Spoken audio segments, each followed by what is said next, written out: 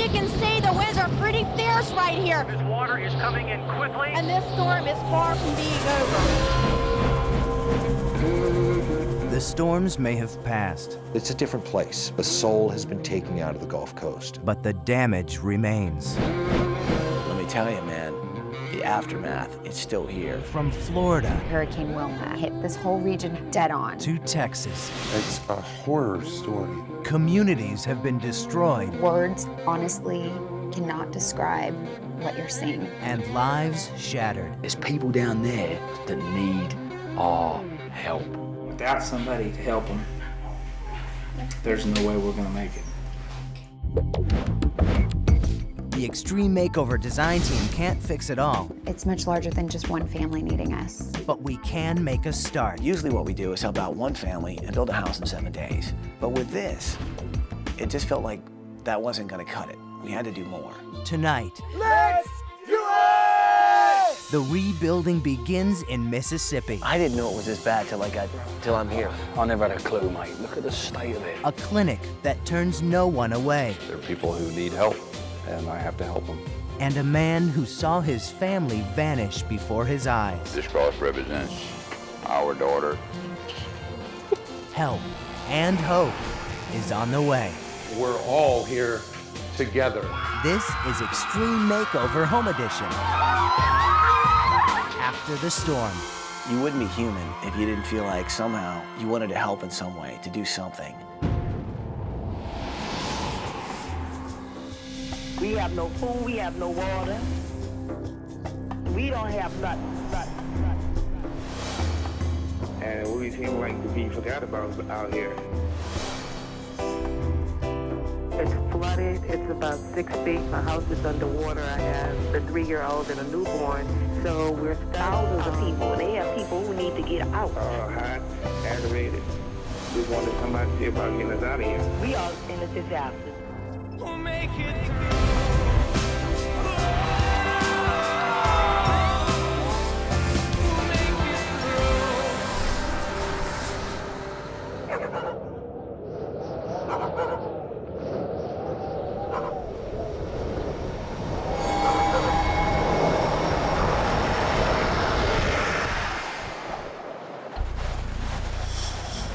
The places that we saw were devastated to the point of no recognition. It was like a bomber-graph. I'm going to be very honest. I've never seen anything like it.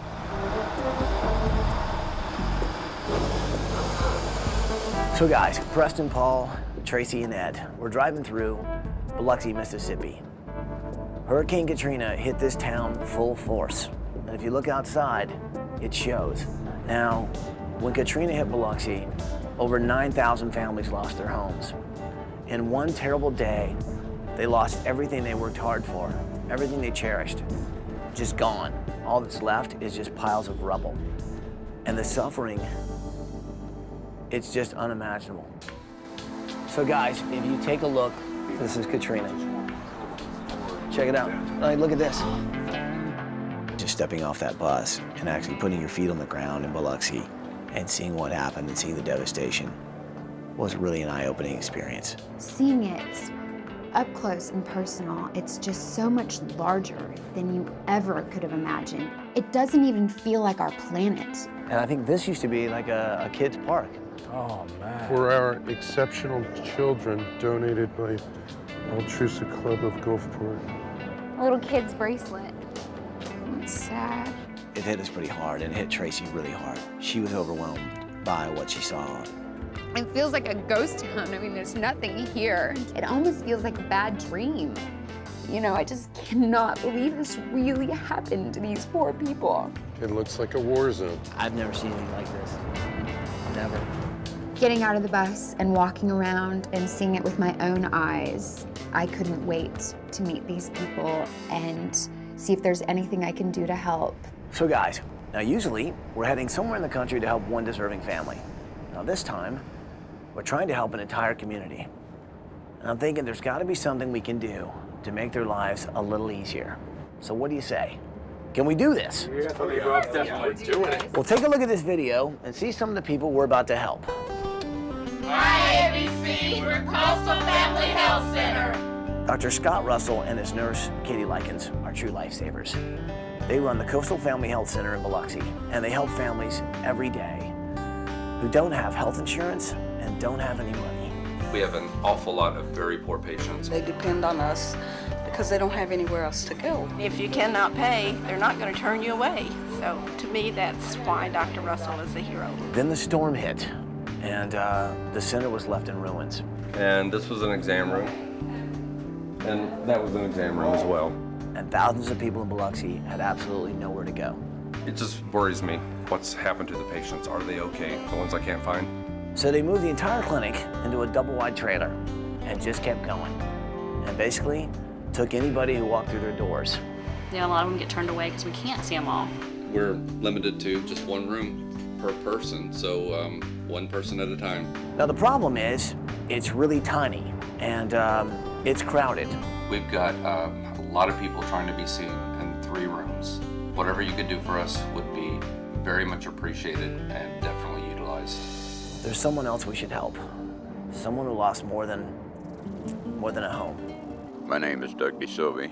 I have lost my entire family in Hurricane Katrina in Biloxi, Mississippi.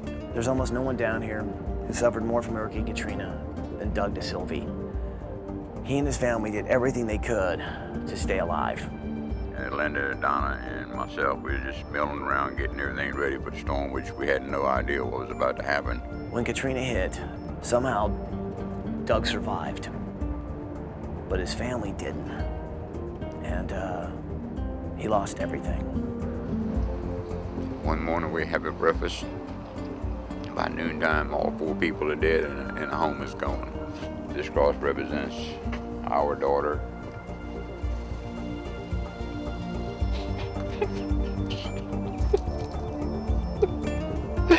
I'm sorry. We'll never be able to give Doug back what he lost. But what we can do is make sure that his family is never forgotten. Just knowing that I won't see him until I get to heaven, you know, it's heartbreaking. So let's be honest, man. You look around here, there's a lot of devastation. We can't help everybody who was hit by the storm, but at least we can make a difference. We can at least start the rebuilding process, give some people some hope. So what do you say, people? You ready to make it happen? Oh, I'm in. Well, get them in here, people. Let's do this. Let's do it! It's gonna be a good week. So basically, we all just split up and got to our projects. Tracy and Ed went off to check on some pretty amazing families that lost absolutely everything and to see what we could do to help them. And then Preston went to meet Doug DeSilvey. Polly went over to surprise Dr. Russell and Nurse Katie. They're lifesavers in this community. Coastal Family Health Center started in 1978, I believe. A family health center that never turned people away, no matter how many dollars you had in your pocket. If you needed health care, Dr. Russell would see you. Katrina comes in and knocks out Coastal Family Health Center immediately. You can see the water line. So, you know, that's 8 feet of water in here.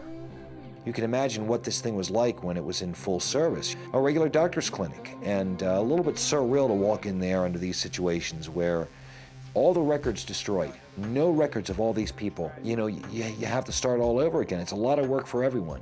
What's really interesting about this Dr. Russell, after the hurricane hit, they were up and working again. They didn't wait. No one had to call them to duty. They did what he knew was right. And now they're in a double-wide trailer down the street. It's no good. That's what we got to change, and that's why we're here. Everything got washed away, but they're making do with what they have. Well, we're going to do what we can to make sure we can give them the help that can help them continue to help out this community. Here we are at the Family Health Center. Polly went over to surprise Dr. Russell and Nurse Katie. These guys are absolutely, they're lifesavers in this community. Basically, their clinic, their hospital was washed away in the storm, and basically they set up shop in a double-wide trailer. Everything got washed away, but they're making do with what they have. Good morning, Family Health Center! Dr. Russell! They love this town, they love this community, and they've continued to never give up. They're gonna just continue to help whoever needs it. Well, we're gonna do what we can to make sure we can give them the help that can help them continue to help out this community.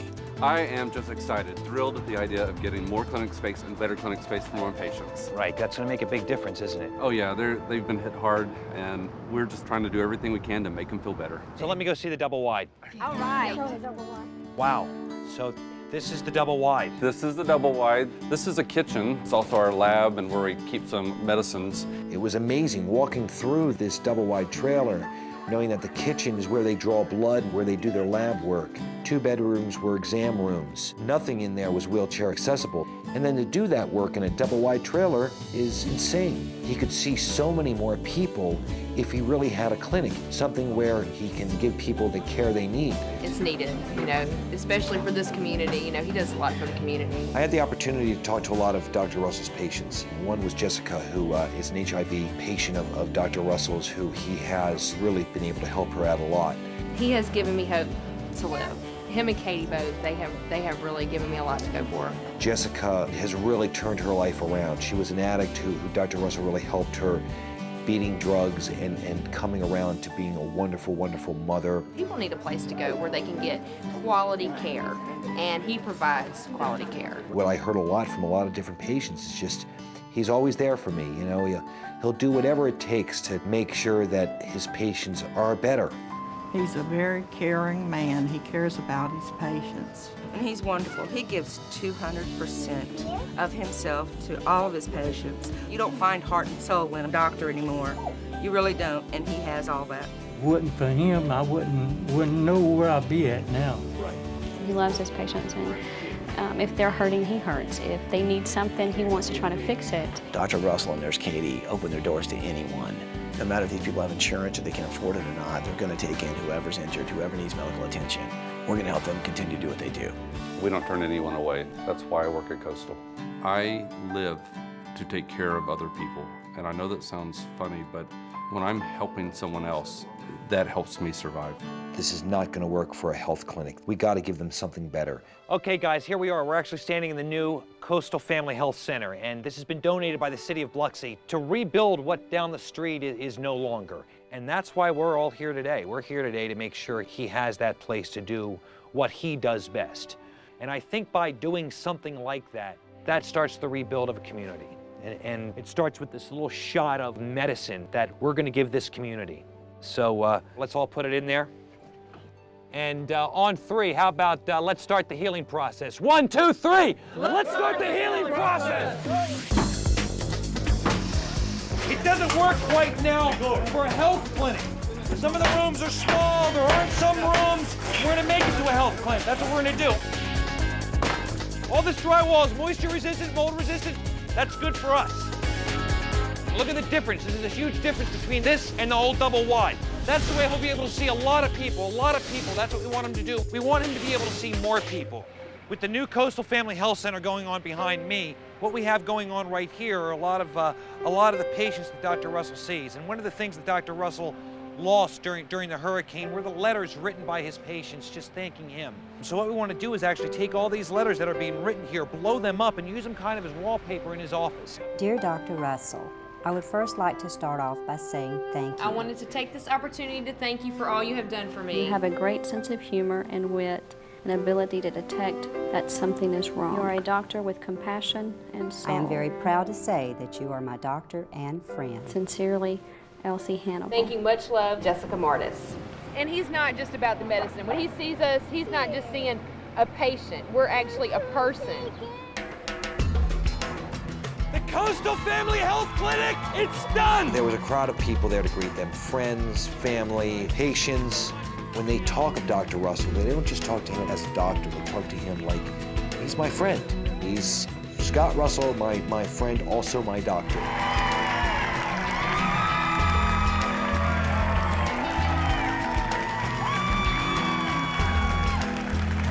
What do you think of the outside? Beautiful! Pretty amazing, huh? Oh, it's incredible. Now, the real magic actually takes place inside, doesn't it? Right. So what do you say you go in there and you check out what's behind the red door? Oh, my God.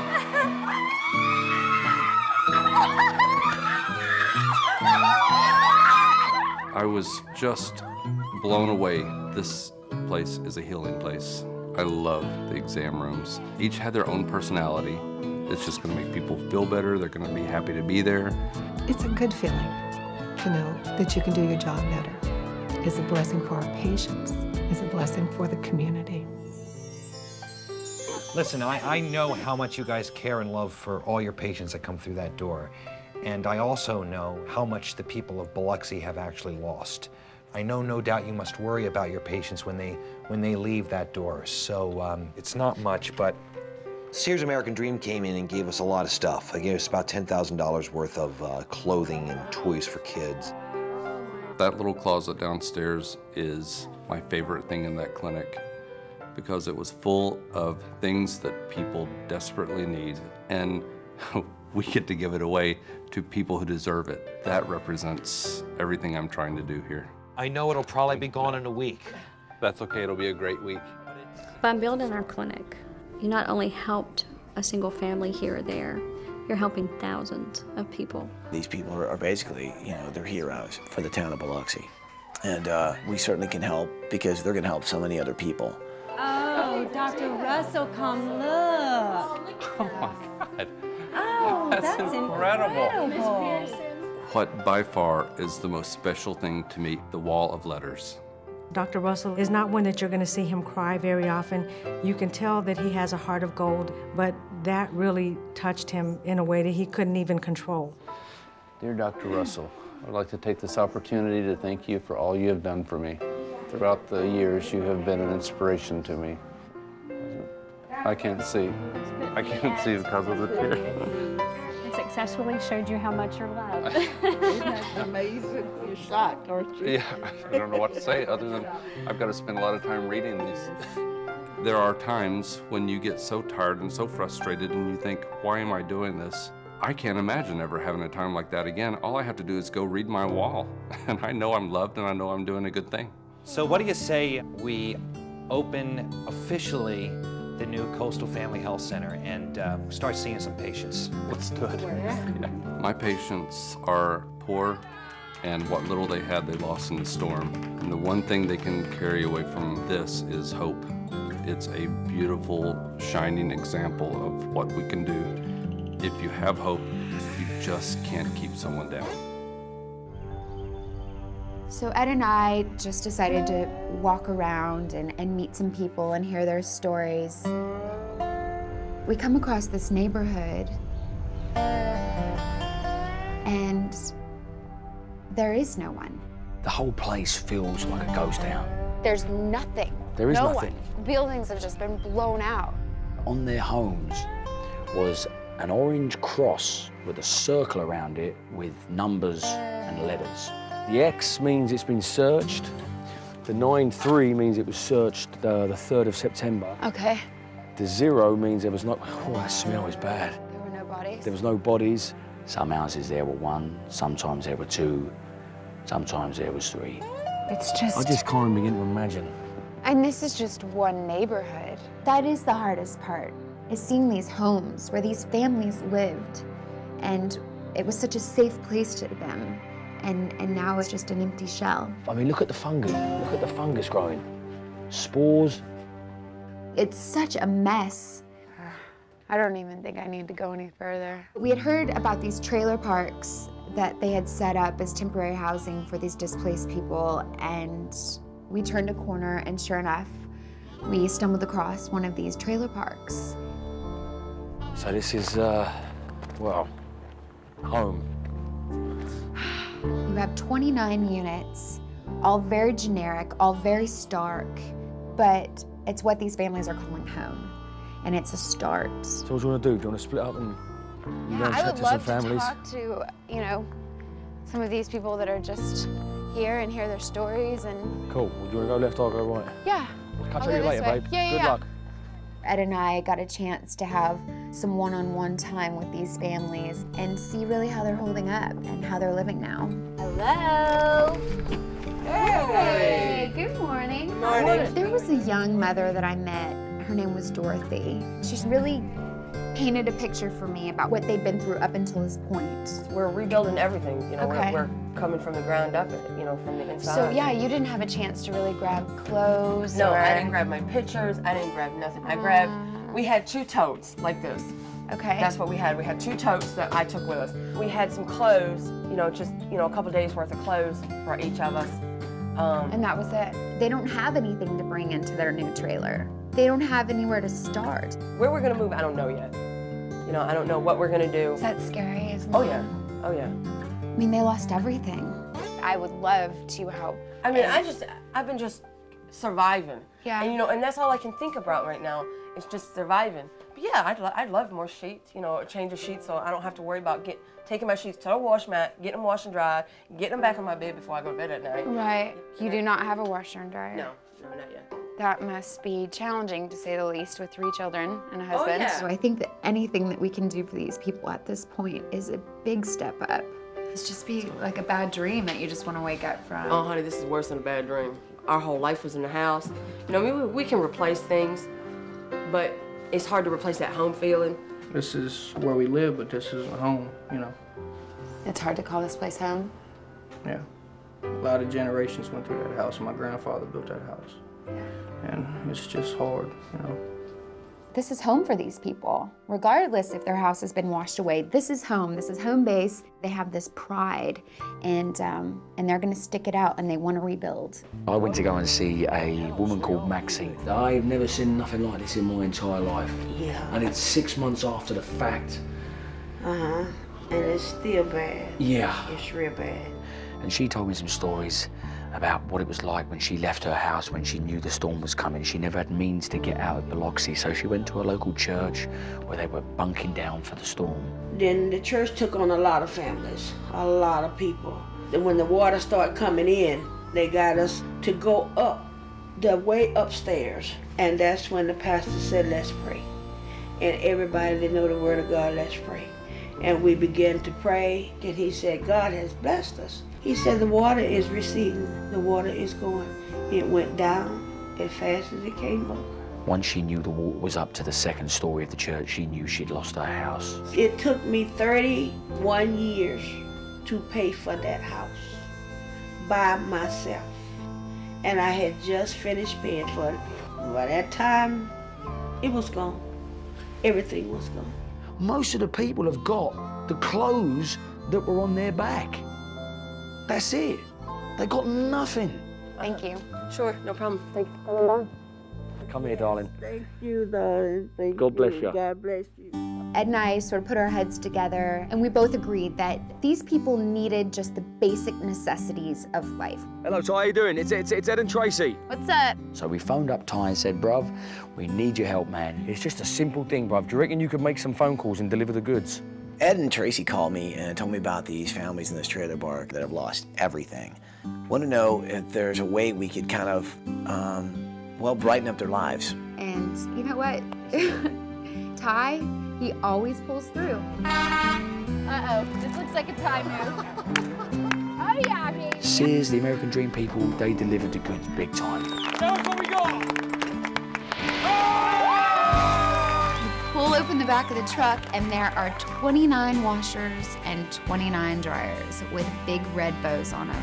Guys and girls, follow us with the goods and we'll start making some people very happy, all right? Each trailer, 1 washer. You're a big one. Let's go, let's go. Look at them. Okay, let's put it down 1 second. This is really gonna help. You can't be that. It just brightened their whole world. It was just, somebody's thinking of me, and this is something that I really, really need for myself and my family. There are tons of families down here that have lost everything. And obviously we can't, you know, fix everything, but we can do whatever we can, and we can try and help this community in a big way. They also bought us $500 gift certificates. Go and get whatever you need, sweetheart, all right? Thank you. You are more than welcome, baby. Thank you. Thank you so much. Just get on your feet. Thank you. It's after something like this that you realize it's the small things in life that really kind of make a difference. Man, thanks, man. Big man. Good on you, brother. Just to help out 30 families with basic things and a $500 gift card. It was a nice thing. I'm glad I was there. And I'm glad I was there as hard as it was to hear the stories of the kids, the stories of the parents, and what it was like that day that Katrina made landfall. Thank you, everybody. But yeah. No, Wade, it's a lot more than you realize. You really is. Good.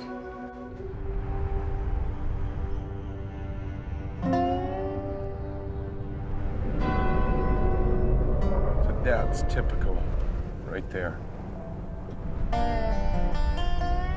What happened to your average home? God. So Preston went off to meet Doug DeSilve. This is a wonderful man whose entire family was lost in Katrina. Yeah, the picture is worth 1,000 words. Wow. Yeah, there's nothing here.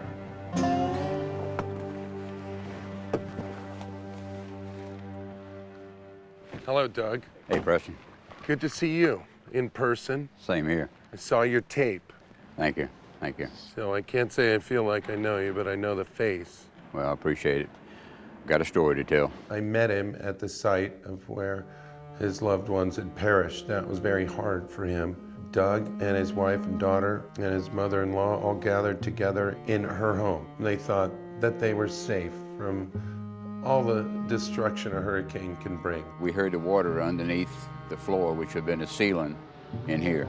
And then I walked to the back of the room, which had been upstairs, and I was looking out here to see where the water was. Those trees were underwater. I realized then that we were in trouble. They were holding hands and trying to hang on through the storm when the storm surge hit and the waters rose to 30 feet. And we heard the water, and I told everybody, I said, we were sitting on Nadine's bed, and I said, hold hands, we're gonna have to get into the water. I turned around and I heard a whirling noise, and this roof, second floor roof, raised up, and I could see daylight all the way around.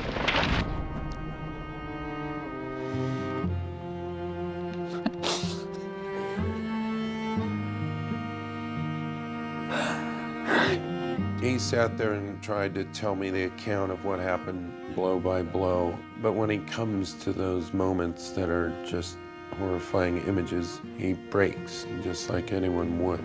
And once I realized I couldn't do anything, I just kept asking Jesus to get me out of there, to get my family out.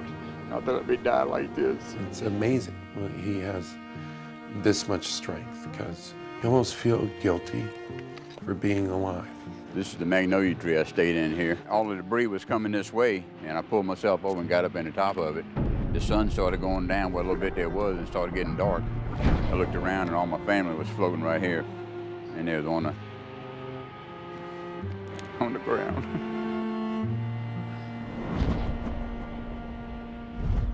I hate that those images are so fresh in your mind, and I hate that there's nothing we can do.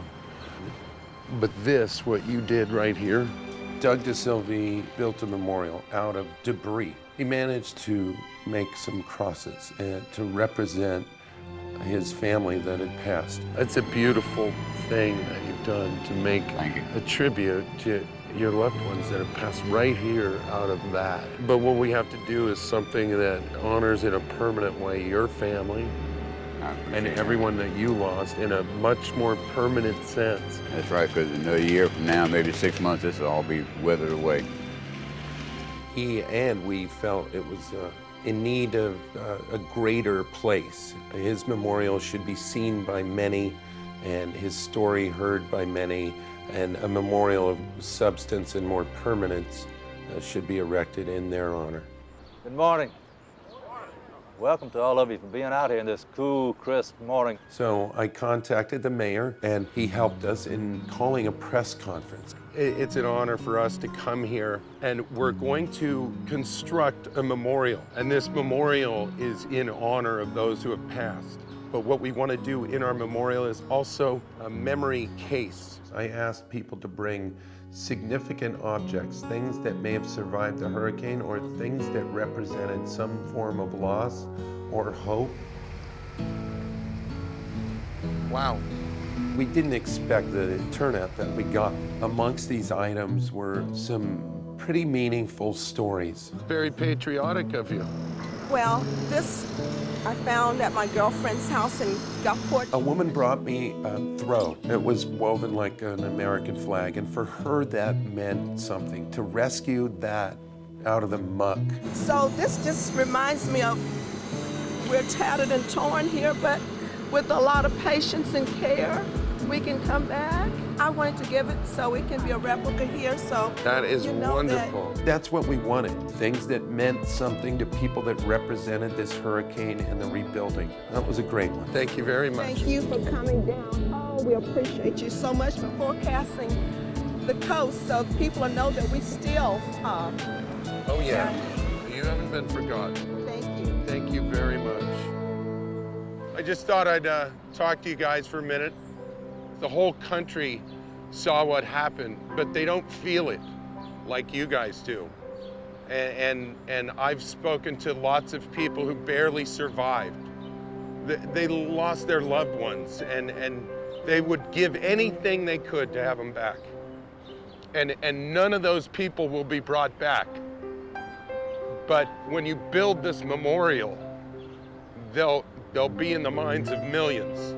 It's in this memorial, if you stake your heart in this, that you'll bring honor to those people. And I can't tell you how much it means. Is everybody ready for the challenge?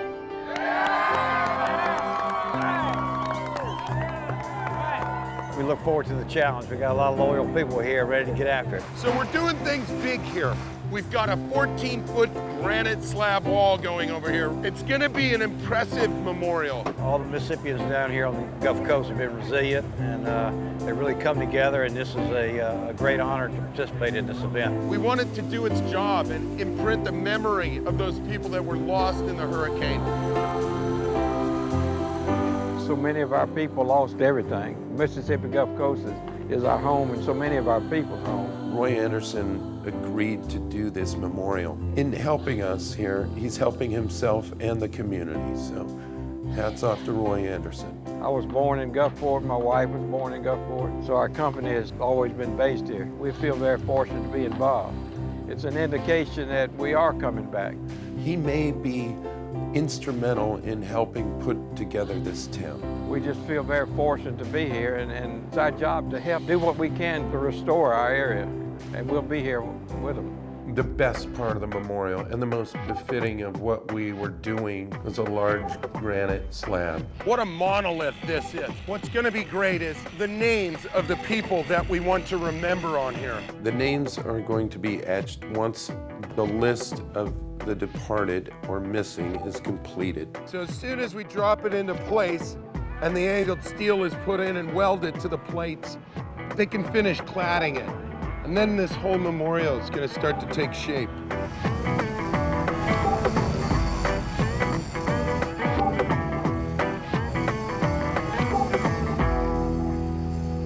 Personally, I have a lot of respect for Doug DeSilve.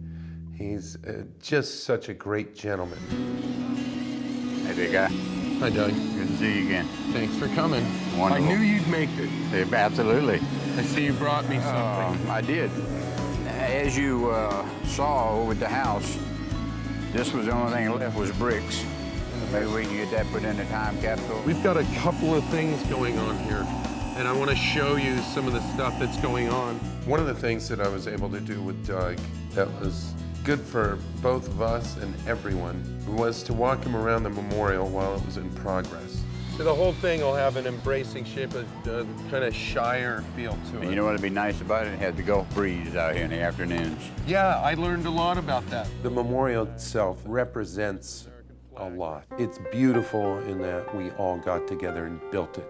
We're trying to find beauty in life after a hurricane. We had a story to tell, and he helped me tell it, you know. And although I lost my family, and a lot of folks lost their families, you know, he was able to get us together and you together and do this. And so everybody will have something to say, and this will be to bring it all together. Build homes in a week. This time, we built a memorial. In many ways, it's one of the best things we've done. And no memorial would be beautiful and grand enough to pay tribute to the lives that were lost.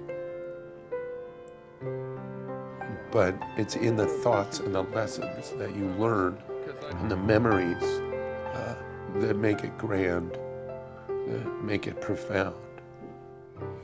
In the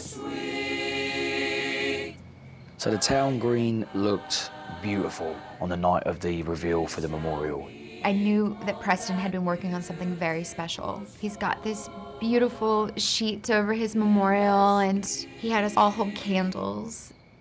Very fitting that we have a choir. Music is important in ways that you never can really express. It takes you places. It brings back memories. It heals people. I can't thank you enough for coming out, and as much as I'm humbled by how many of you have come out here, I'm really not surprised. Throughout the world, there are always places where people are suffering, and there's places where healing begins. And it's through that bond that we're all here together. I just wanted them to know that we all stare at the same sky, that we all share. We all have to share in the grief. We all have to share in the memory. We also have to share in the light of hope for the future. This memorial and this monument to those that have parted and suffered is for you. So this memorial is for Biloxi, you guys.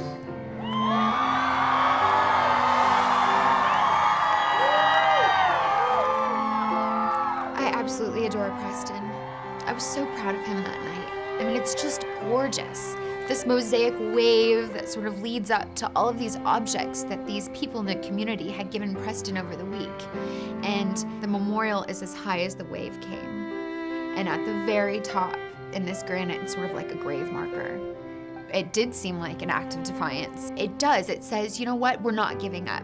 And we're just as strong as you are. And we're gonna make it. We're gonna make it as a community. If I'm at a loss for words, forgive me. But these are significant words that I'm about to say, their names. Preston was given a list of the dead. And I think it was really important for us to just take a minute and read off their names. John David Allen, Susan Allen, George Buckland, Joseph Campbell, Donna DeSilvi, Linda DeSilvi. We do our best to pay tribute to those people that have passed. But I think the sad reality is that it's the living that need messages of hope. That's the one thing that this community has is hope. I mean, you hear it, and there's this strength there that I don't think I could ever have. I look up to these people for staying strong and having that hope. So hopefully what we can try and do is make sure that we never forget what happened. And all those people that suffered are never forgotten. And I think that's important. If anyone else would like to come up and share their story, now would be that time. It wasn't until 2 days later I found that my aunt passed away. She saved 7 kids, my 4 and her 3. Let us learn to love each other, and may this memorial that we unveiled here tonight be a lasting of the love and the peace. I just want to say thank you to you guys for what you've done. This means so much to be able to drive here and see this hope every day. It's going to be a great thing. This is John Lucas, the owner of the Imperial Palace. He has something to say. Thank you. We have a check for $200,000 that we want to give to the City of Biloxi Rebuilding Fund. It's a lot of money. It won't single-handedly rebuild the city, but it's going to go a long way and help it. They're going to build their city up and they're going to be great again. Because the people I met, they were fighters. They don't give up. Thank you very much, and thank you for coming to the Gulf Coast and telling our stories. I appreciate it. We just need to remember that we're connected to people we don't know. And it's just a wonderful, wonderful effort to put healing into this community. Although it represents what has happened here, it also represents moving forward and making the future better. We couldn't fix everything, but at least we can try and do something. We can show that there's hope, maybe by showing and telling the stories of what's happened down here. We can get people to help volunteer and continue to help, because a lot of people might think that the storm is over.